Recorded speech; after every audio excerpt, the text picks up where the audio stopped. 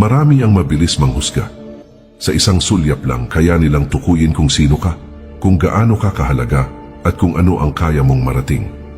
Minsan, hindi pa nga nila nakikita ang buong pagkatao mo, pero agad ka na nilang tinitimbang at nilalagay sa mababang antas. May mga taong iisa lang ang batayan, ang panlabas na anyo, ang material na pag-aari, at ang kasalukuyang estado ng buhay. Kung wala kang ipinapakitang kayamanan, wala kang mataas na posisyon, o wala kang malakas na impluensya, madali nilang sasabihin na maliit ka at wala kang kakayahan. Subalit dito pumapasok ang isang mahalagang katotohanan na tinuturo ng mga Stoic. Hindi tayo nabubuo sa mga mata ng iba. Hindi ang paningin nila ang sukatan ng ating tunay na halaga. Ang tunay na pagkatao ay nasusukat sa tibay ng loob, sa kalinawan ng isip, at sa kakayahang manatiling matatag sa gitna ng paghamak ng mundo. Kapag pinili mong patuloy na igalang ang sarili mo, walang salita ng iba ang makakapagpababa sa iyo. Kapag pinili mong ituon ang iyong lakas sa bagay na kaya mong kontrolin, wala silang kapangyarihan na durugin ang iyong loob.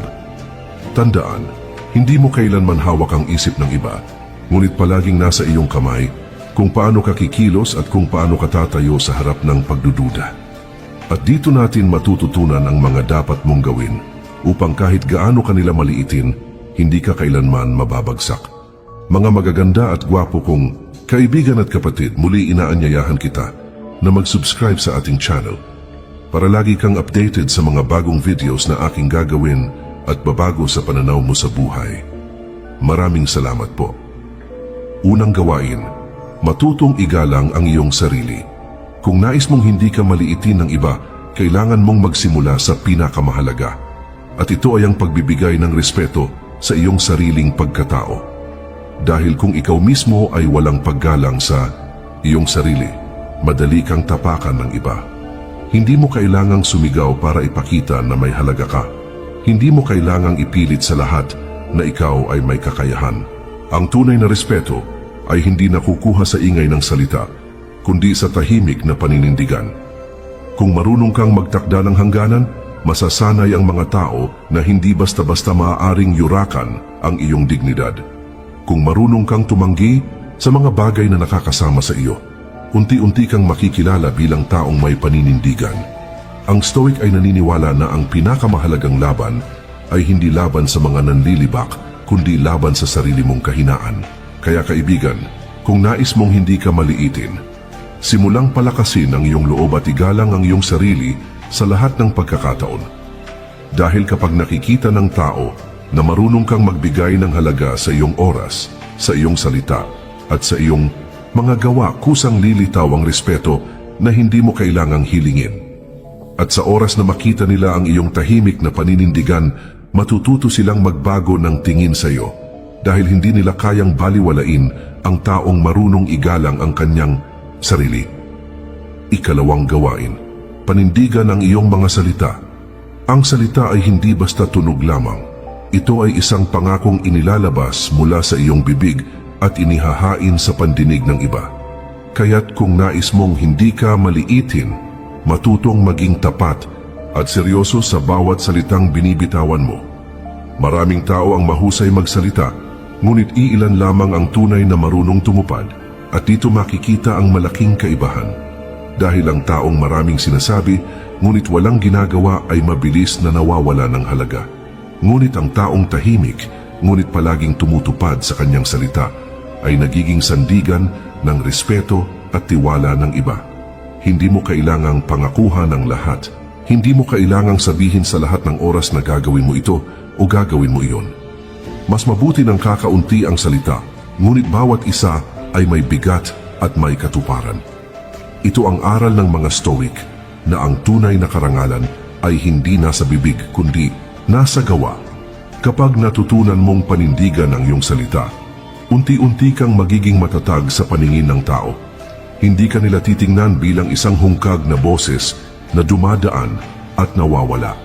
Bagkus, kikilalanin ka nila bilang taong may paninindigan at may malinaw na direksyon. Sa tuwing natutupad mo ang iyong sinabi, nagiging mas matibay ang iyong pagkatao, at sa bawat pagtupad mo, lumalakas ang tiwala ng tao sa iyo at hindi nila basta-basta kayang maliitin ang iyong presensya. Tandaan mo kaibigan, ang salita ay parang binhi. Kapag ito ay itinanim ng walang kasunod na pag-aaruga, ito ay mamamatay at mawawalan ng saysay. Ngunit kapag ang salita ay sinamahan ng gawa, ito ay tutubo at magiging puno na magbibigay ng lilim at bunga. At ang puno na iyon ay ang mismong respeto na kusa mong makakamit mula sa iba. Kaya kung nais mong hindi ka nila maliitin, huwag mong hayaang maging hungkag ang iyong mga salita. Lakipan mo ito ng gawa. Lakipan mo ito ng paninindigan. At sa huli, hindi mo na kailangang magsalita ng marami dahil ang mismong buhay mo na ang magsasalita para sa iyo. Ikatlong gawain, pahalagahan ang iyong oras. Ang oras ay ang pinakamahalagang yaman na hawak ng tao. Ito ay hindi mo mabibili, hindi mo maibabalik at hindi mo mapapalitan. Kapag nasayang, hindi mo na ito muling mahahawakan. Kung nais mong hindi ka maliitin ng iba, ipakita mong marunong kang gumamit ng oras. Dahil ang taong walang pagpapahalaga sa kanyang oras ay madalas minamaliit at binabaliwala.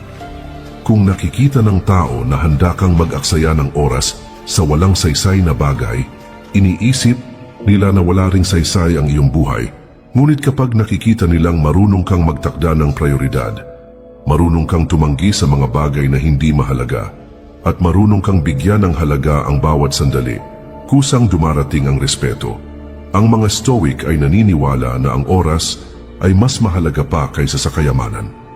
Dahil ang kayamanan ay maaaring mawala at bumalik, ngunit ang oras ay isang beses lang dumarating. Kapag ginamit mo ang oras sa tama, unti-unti kang nagiging matatag, matalino at marunong pumili ng laban. At ang taong marunong pumili ng laban ay hindi madaling maliitin. Kapag nagsimula kang pahalagahan ng oras, mapapansin mong unti-unti ring nagbabago ang tingin ng tao sa iyo. Hindi na nila basta-basta masasayang ang iyong oras dahil alam nilang hindi mo ito hinahayaang masayang. At kapag nakikita nilang abala ka sa mahahalagang bagay, natututo silang igalang ang iyong presensya. Tandaan mo kaibigan, ang oras na sinayang ay isang bahagi ng buhay na tuluyan nang nawala. Kung nais mong itaas ang tingin sa iyo ng tao, huwag mong ipagpalit ang iyong oras sa bagay na hindi makakatulong sa iyong paglago. Gamitin mo ito para sa kaalaman, para sa kalusugan, para sa relasyon na may tunay na halaga, at para sa kapayapaan ng iyong isipan. At sa huli, kapag nakita ng mga tao na marunong kang gumamit ng iyong oras, hindi ka nila titingnan ng mababa. Dahil ang taong may disiplina sa oras ay nagiging haligi ng respeto at tagumpay. Ikaapat na gawain, piliin ang mga tao na nakapaligid sa iyo. Sabi ng mga Stoic, ang ating kaluluwa ay nahuhubog hindi lamang ng ating sariling gawa, kundi pati na rin ng impluwensiya ng mga taong malapit sa atin. Kung nais mong hindi ka maliitin, kailangan mong maging maingat sa kung sino ang binibigyan mo ng oras, tiwala, at espasyo sa iyong buhay. Kung ang mga taong nakapaligid sa iyo ay puro panlalait, puro panghila pababa, at puro kawalan ng paggalang, darating ang oras na pati ikaw ay magsisimulang maniwala na maliit ang iyong halaga. Ngunit kung pipiliin mong palibutan ang sarili mo ng mga taong nagbibigay inspirasyon, ng mga taong may respeto, at ng mga taong nagtuturo ng disiplina, unti-unti kang lalakas sa loob at hindi mo mararamdaman ang pangmamaliit. Tandaan, hindi lahat ng kasama ay tunay na kaibigan. May mga tao na handa lang manatili sa iyong tabi kapag madali at magaan ang lahat, ngunit mawawala kapag kailangan mo sila sa gitna ng hirap. Mayroon ding mga tao na magpapanggap na sumusuporta, ngunit sa likod ng iyong likuran ay ibinababa ka. Kaya't kung nais mong mapanatili ang iyong dignidad, matutong pumili at magtakda ng hangganan. Hindi mo kailangang marami ang kasama. Minsan, mas mabuting kaunti lamang ngunit totoo at tapat. Dahil mas mainam ang isang taong may malasakit kaysa sa 10 taong puro panghuhusga. At dito mo makikita ang tunay na kahulugan ng pagkakaibigan na ayon sa Stoic ay hindi tungkol sa dami kundi sa lalim ng ugnayan. Kapag nakapaligid ka sa tamang tao, kusang lumalakas ang iyong loob. Kapag nakapaligid ka sa taong marunong magpahalaga, hindi ka nila basta-basta mamaliitin. At sa huli, makikita mong ang iyong halagahan ay hindi nakasalalay sa tingin ng lahat, kundi sa pagpili mo kung sino lamang ang may karapatan na lumapit at manatili sa iyong buhay. Ika-5 gawain. Palakasin ang iyong isipan. Ang katawan ay maaaring manghina, ngunit ang isipan ang tunay na kuta ng tao. Kung nais mong hindi ka maliitin, kailangan mong magsimula sa paghubog ng iyong pag-iisip. Dahil ang taong marunong mag-isip ng malinaw ay hindi basta-basta natitinag ng panghuhusga ng iba. Kapag mahina ang isipan, mabilis kang natatalo ng panlalait at pangmamaliit. Isang salita lang ng iba ay maaari nang sumira sa iyong loob. Ngunit kung matatag ang iyong kaisipan, natututo kang ihiwalay ang iyong halaga mula sa kanilang paningin. Hindi mo hinahayaan na ang mababang tingin ng iba ay maging batayan ng iyong pagkatao. Paano mo palalakasin ang iyong isipan? Una, sa pamamagitan ng pag-aaral. Magbasa ka ng aklat, makinig ka sa mga aral, at maglaan ng oras sa pag-unlad ng iyong kaalaman. Ang taong marunong mag-isip ay hindi madaling mapaglalaruan at hindi basta-basta mapapaniwala sa walang saysay na salita. Ikalawa, sa pamamagitan ng disiplina. Kung kaya mong pamahalaan ang iyong damdamin, nagiging mas malinaw ang iyong pag-iisip. Kapag natutunan mong pigilan ang galit, kontrolin ang takot, at bawasan ang pag-aalala, mas lumalakas ang iyong isipan laban sa anumang uri ng panlalait. Ito ang itinuro ng mga Stoic, na ang tunay na kalayaan ay nagsisimula sa kalinisan ng ating pag-iisip. At ikatlo, sa pamamagitan ng pananampalataya sa sarili. Kung alam mong kaya mong tumayo kahit ilang beses kang madapa, hindi mo hahayaang lamunin ka ng mababang tingin ng iba. Dahil ang taong may malakas na isipan ay alam kung sino siya, alam kung ano ang kaya niya, at alam na ang kanyang halaga ay hindi nakadepende sa palakpak o pangmamaliit ng iba. Tandaan mo, kaibigan, ang pinakamalakas na sandata laban sa pangmamaliit ay hindi laging salita o gawa. Madalas ito ay ang katahimikan at ang matatag na isipan na hindi natitinag. At kapag nakita ng mga tao na hindi ka kayang sirain ng kanilang mababang tingin, kusang magbabago ang respeto nila sa iyo. Ika-6 na gawain. Maging mapagpakumbaba ngunit hindi mahina. Maraming tao ang nagkakamali sa pag-intindi ng kababaang loob. Iniisip nila na ang pagpapakumbaba ay kapareho ng kahinaan. Ngunit sa Stoic na pananaw, ang tunay na kababaang loob ay tanda ng matatag na loob at malinaw na isipan. Kung nais mong hindi ka maliitin, matutong magpakumbaba sa paraan na nagpapakita ng respeto sa iba, ngunit hindi nagpapababa sa iyong sarili. Hindi mo kailangang ipakita sa lahat na ikaw ay higit sa kanila, ngunit sapat na ang alam mong may halaga ka. Ang kababaang loob ay nagbibigay daan para makinig ka sa aral ng iba, makilala ang sariling pagkakamali, at magpatuloy sa paglago. Ang taong mapagpakumbaba ngunit hindi mahina ay hindi nagpapaapekto sa panghuhusga o pangmamaliit ng iba. Hindi siya mabilis magalit, hindi siya natitinag ng galit ng kapwa, at hindi siya natitinag ng inggit o panlalait. Sa halip, ginagamit niya ang kababaang loob bilang sandata upang mapanatili ang katahimikan ng loob at kalinawan ng isip. Kapag nakita ng mga tao na marunong kang maging magalang at mapagpakumbaba, unti-unti silang natututo ng tamang pagtingin sa iyo. Hindi ka nila basta-basta mapapababa dahil ang tunay na lakas ay hindi nasusukat sa ingay o yabang, kundi sa tahimik na paninindigan. Dahil ang taong may tunay na kababaang loob ay may tiwala sa sarili at hindi kailanman kailangan patunayan ang halaga niya sa iba. Kaibigan, tandaan mo, ang kababaang loob ay hindi kahinaan. Ito ay isang paraan upang ipakita ang matibay na loob at malalim na pag-unawa sa sarili. At kapag na-master mo ito, kahit gaano ka pa nila maliitin, ang iyong dignidad ay mananatiling buo at hindi matitinag. Ika-7 gawain, kontrolin ang iyong damdamin. Maraming tao ang madaling maliitin ng iba kapag nakikita nilang sila ay madaling maapektuhan. Kung ang isang tao ay mabilis magalit, madaling masaktan, o laging nagre-react sa panghuhusga, nagiging mahina siya sa paningin ng iba. Ngunit sa Stoic na pananaw, ang kontrol sa damdamin ay tanda ng tunay na lakas. Kapag natutunan mong kontrolin ang iyong galit, takot at pangamba, unti-unti mong pinapalakas ang loob mo. Hindi mo hinahayaan na ang mga salita o kilos ng iba ang magdikta kung paano ka makakaramdam. Kapag nakikita ng tao na hindi mo basta-basta pinapadapa ang sarili sa galit o sama ng loob, natural nilang napapansin ang iyong tibay. Hindi ito nangangahulugan na kailangan mong itago ang nararamdaman mo. Ito ay nangangahulugan na pipiliin mo kung aling damdamin ang bibigyan ng lakas. Matutong huminga bago mag-react, matutong mag-isip bago sumagot, at matutong manatiling kalmado sa gitna ng pagsubok.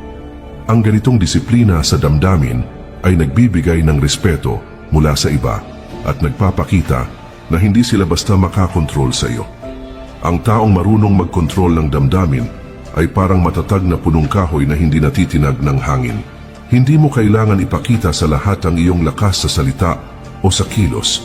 Ang katahimikan at malinaw na isip ang siyang nagsasabi ng tunay na kapangyarihan mo. Kaibigan, tandaan mo, ang panloob na kapayapaan ay hindi nasusukat sa kawalan ng problema. Ito ay nasusukat sa paraan ng iyong pagtugon sa mga hamon at panlalait ng iba. Kapag nakontrol mo ang damdamin mo, kahit gaano pa kanila maliitin, ang iyong dignidad at respeto ay mananatiling buo at hindi matitinag. Ika-8 gawain. Pagtuunan ng pansin ang iyong kalakasan, hindi kahinaan. Maraming tao ang nagkakamali sa paraan ng pagtingin sa iba. Pinapansin nila ang kahinaan ng isang tao at ginagamit ito upang siya ay maliitin. Ngunit ang tunay na lakas ay lumilitaw lamang kapag ang isang tao ay nakatuon sa kanyang sariling kalakasan at sa mga bagay na kaya niyang kontrolin. Kung nais mong hindi ka maliitin, matutong ipakita ang iyong lakas ng may tahimik na paninindigan. Huwag mong hayaang ang takot, alinlangan o kahinaan ay maging sentro ng pansin sa mga mata ng iba. Ito ay hindi nangangahulugan na magtago ka ng tunay na sarili mo o ikubli ang iyong damdamin. Ito ay nangangahulugan na pipiliin mong ipakita ang pinakamahusay sa iyo sa bawat pagkakataon at hayaan ang iyong gawa ang magsalita para sa iyo. Kapag nakatuon ka sa pagpapalakas ng iyong talento, sa paglinang ng iyong kakayahan at sa pagpapaunlad ng iyong sarili, makikita ng iba ang tunay na halaga mo. Hindi nila kailangang marinig sa salita sapagkat ang gawa mo at ang determinasyon mo ang magsasalita sa kanilang isipan.